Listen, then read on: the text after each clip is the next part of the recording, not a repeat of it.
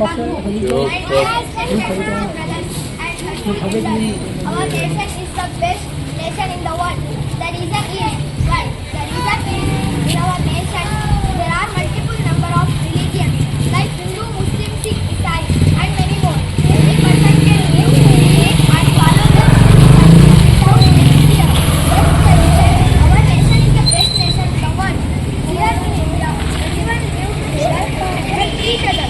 For an independent India since 1947, every person lives together and everyone is equal in eyes of others. But from a few decades, our nation has gone to the wrong hands and they are completely destroying our country. By passing the Waqf amendment, the Lok Sabha, they are completely hurting Muslims. Muslim is a Muslim but also a common secular Hindu also rejects this bill. That's the reason we request government to cancel the bill and free Waqf land. And please do not enter in any kind of areas and Islam